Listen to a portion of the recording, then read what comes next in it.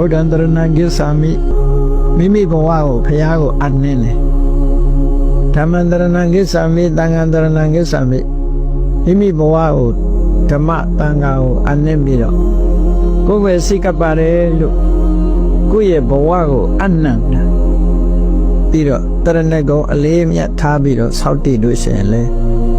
ကုသိုလ်ကောင်းမှုအလွန်ကြီးမားတဲ့ကုသိုလ်ကောင်းမှုဖြစ်တဲ့မြတ်စွာဘုရားဟောထားတာကိုသိချကြည့်ဘုရားဘယ်လိုဟောတော့ယေကေစီဗုဒ္ဓံတရဏံကတာတေနာတေခမိတ်တံတိအပါယဘုမေဘုရားတရားတန်ခါယရဏသုံးပါးကိုအလေးအနက်စိတ်ပန်လက်ပါဆိုဝိจิตတန်နေဆိုတာကိုပြောတာမဟုတ်ဘူးနော်ဆိုရိုးရှိလို့ကောက်ဆိုတာမဟုတ်ဘူးတကယ်အလေးနဲ့ဘုရားကုံကိုအာယုံပြုပြီးတော့ငါဘဝဘုရားကိုအနံပါတယ်ဘုရားဆုံးမတိုင်းလိုက်နာပါမယ်တရားကိုကျင့်သုံးပါမယ်တန်ဃာတော်တွေစီကနေပြီးတော့တရားဓမ္မသိအောင်ကြိုးစားပါမယ်လူမဲ့တမ်းမယ်ဆိုရင်တန်ဃာတော်တွေနဲ့ဆက်ဆက်ပါမယ်ဆိုတဲ့ဒီမွန်မြတ်တဲ့စိတ်ဓာတ်ကလေးတွေနဲ့ဘုရားတရားတန်ခါယရဏသုံးပါးကိုကိုယ်ွယ်စိတ်ကချင်းလို့ဆိုတဲ့တရဏဂုံမွန်မြတ်တဲ့တရဏဂုံ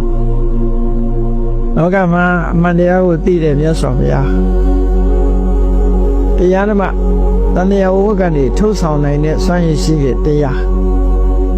နည်းနည်းလေးလူတောင်အများကြီးအကျိုးပြုနိုင်တဲ့တန်ခါဆိုပြီးတော့တမတံဗုဒ္ဓဝတ္တသောဘဂဝါမြတ်စွာဘုရားဆိုတာကိုယ်ပိုင်ဉာဏ်နဲ့သိတာအသိဉာဏ်ကြီးမားဆုံးပုဂ္ဂိုလ်ဖြစ်တယ်ဒါကြောင့်ကိုယ်ဝယ်ပါတယ်တရားဆိုတာဘာခါဒမြတ်စွာဘုရားသခင်ကိုရောမြတ်ကိုရောတိုင်းမှန်မှန်ကန်ကန်ဟောထားတဲ့တရားဖြစ်တယ်ဒါကြောင့်ကိုယ်ဝယ်စိတ်ကပ်ပါသုပတိပန္နောဝတ္တတန်ဃောအရိယတန်ဃာဟာ